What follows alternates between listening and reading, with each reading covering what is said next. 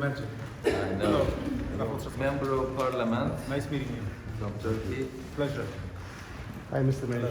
Gerçek. I am Hello. the political person of the mayor. Pleasure. Hi, Aslı. Hi. Hello. But of course, there is a question of refugees that I think that we've got quite a lot to learn, because Turkey now is number one in the world when it comes to accepting refugees, and we are number two. This is the statistics. So of course, there's quite a lot we can talk about. But generally, more than this, for us here in Poland, Turkey is a very important partner. Always has been. Historically, I'm not going to go back to the old times, but I mean we have a soft spot for Turkey, and I think that there's a great potential in our friendship.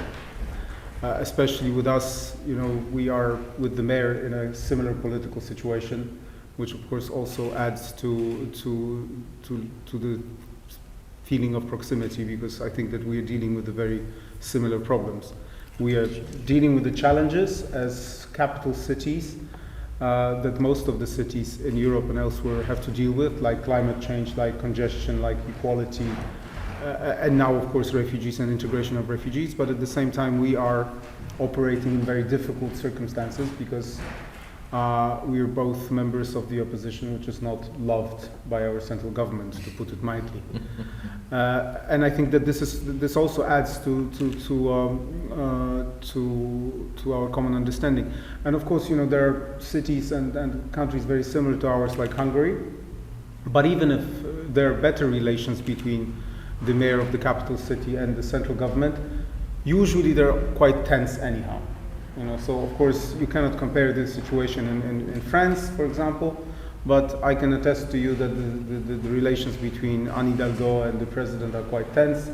Similarly, when we talk about London, you know, Sadiq Khan has a pretty difficult relationship with the central government. So even if we're talking about full democracies, that there are some problems, and of course our situation is much closer. So thank you very much for coming. We will go and we will show you, you know, this reception center for refugees. Yes.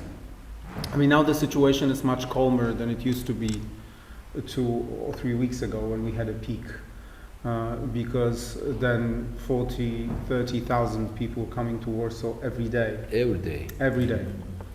And then, of course, many of them were leaving Warsaw, but many of them were staying. So we have 300,000 people in Warsaw alone, in just one city. And of course, you know, you have your own experiences for spanning decades of dealing with migration and integration. For us, it's a pretty new problem. And we were, when I was in government, I was Minister of European Affairs. So you will see groups of people walking around, but they look like tourists, sort of looking around, you know, and so on. Or they're with their families, or they're with Polish families. So for example, I see my neighbor going out not with 2 kids, but suddenly with 4 kids who are Ukrainian, and they just go on the playground and play. A very small one, where we were giving information, food, drinks, and medical help. And then we decided to set up a Norwegian refugee camp. We decided to open this big tent so that people can come, you know, register, eat, rest a bit, and then go on a train to a different place. So as I said, you know, this is where people can come for just a few hours and rest. And of course, you know, kids can play, and like basic formalities can be done here. And also there is a kitchen, and they can get basic medical help in the other tent. And usually when a train comes, this is full. And of course there are facilities for kids, there are facilities for dogs and cats, anything you need. And then we sort of have like a first conversation with those guys. You know, what do you need? Do you need an accommodation somewhere else? Then they can rest here or go to a second tent where they can sleep for a day or 2, because we have better accommodation. If they need longer, so then they send them to elsewhere to Poland. Or at the beginning, the first days of the conflict, maybe a few hundred people were using our info points because they were.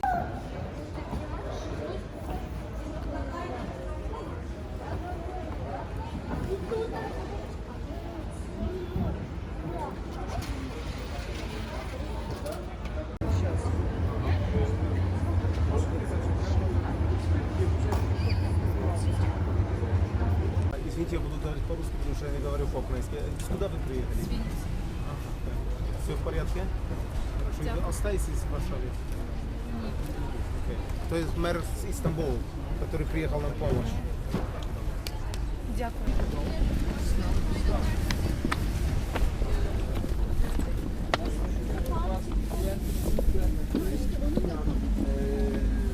Yesterday it was about nine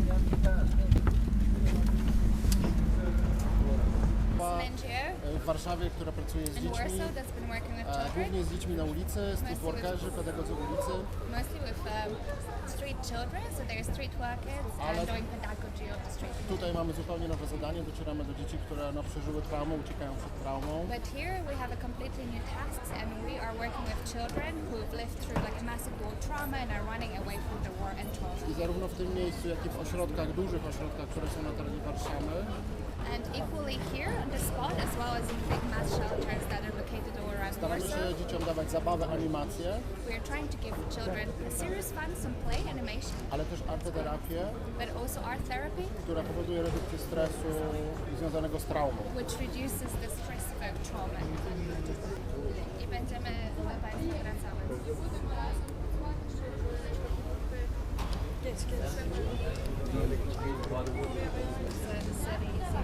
І вони найкраще нас розуміють, тому що в Турції є багато біженців з Сирії і Іраку. What's your name? Jak ma Pani na imię? Як вас звати? Anna. Так, Which city? Z którego miasta? З якого міста? Коростишів. Між Житомиром і Києвом. Your From Porostation next to Żytomir. Внучка. This is the Вон там внук ще другий є. Granddaughter. Yes. How old? Ile ma lat? Доця пішла. Wnuczka, nie granddaughter. Granddaughter. Your daughter's daughter. Дочка з нами теж. Yes, І ще daughter's один внук, daughter. ще один внук. And this is another grandchild as Aha. well.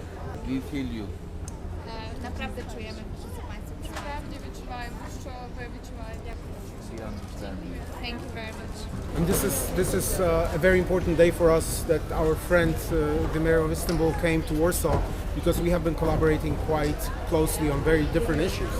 We started collaborating on questions such as fighting climate change and, of course, inequalities in big cities. But now, in the face of the biggest refugee crisis in this part of Europe, we've got quite a lot of experiences to compare. So thank you very much for coming, and that we can actually keep on cooperating on those very difficult and important issues. Thank you. Sayın Başkan'la biz çok yakın bir dostlukla çalışıyoruz ve ta ilk baştan beri birçok konuda işbirliği içerisindeyiz. Beni ziyarete gelmişti ve tebrik etmişti. O günden beri çok sıkı bir diyalog içerisindeyiz. Aslında ben iadeyi ziyarette bulunacaktım ama bir Covid süreciyle beraber bunu yapamamıştık. Ne yazık ki bugün Sayın Başkan dostum Rafal'ın yanına ne yazık ki bir savaşta yardım etmek için, destek olmak için geldik. İstanbul halkı adına, 16 milyon İstanbullu halkı adına, Türkiye adına ve ülkemiz adına savaşa karşı duruşumuzla, barışa olan tutkumuzla burada mağdur olan başta çocuklara ve annelere destek olmak adına hazırlık yaptık. 12 tır gönderdik bu hafta. Bunun 6'sı Köstence üzerinden Odessa ile işbirliğimizle, ikisi de kardeş şehrimiz, işbirliğimizle o bölgeye gönderdik. Diğer 6 tırımızı da Varşova'ya Sayın Başkan'la beraber planlayarak gönderdik. Burada çok değerli bir organizasyon yapıyorlar. Çocuklara, kadınlara, annelere, hatta o gelen insanların canlılarına, köpeklerine, kedilerine varıncaya kadar iyi bir insani yardım organizasyonu içindeler.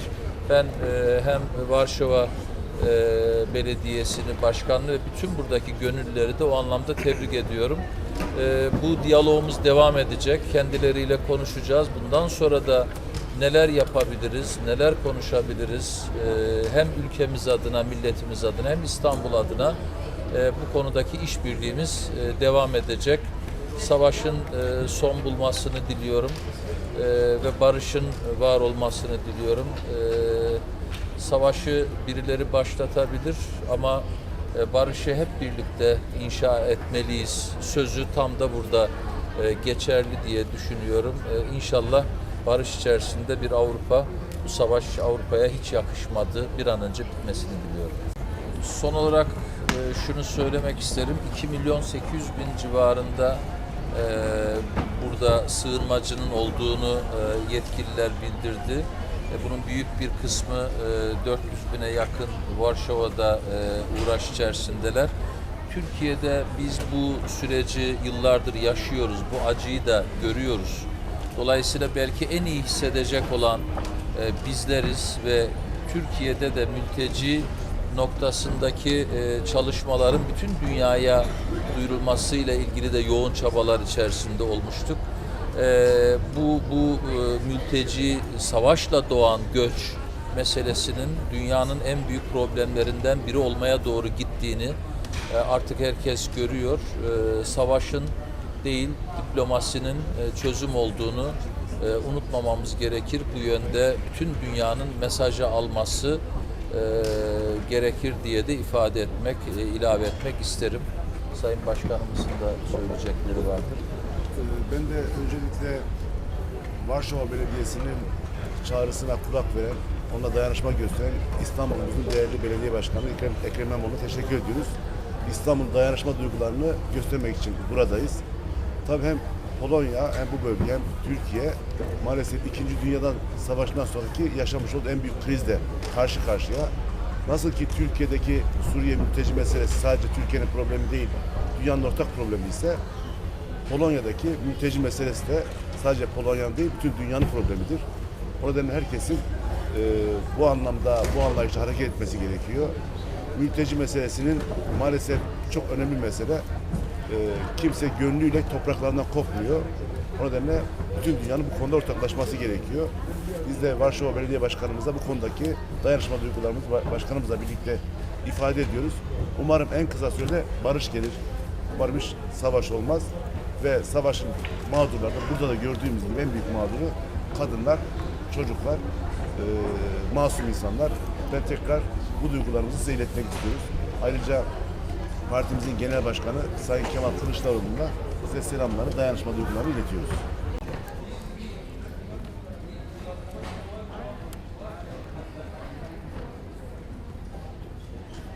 Aşacaksınız hep beraber. Herkes sizi destekliyor. İsmini? Annesi babası orada kaldı. Amin. Annesi babası biraz. Amine.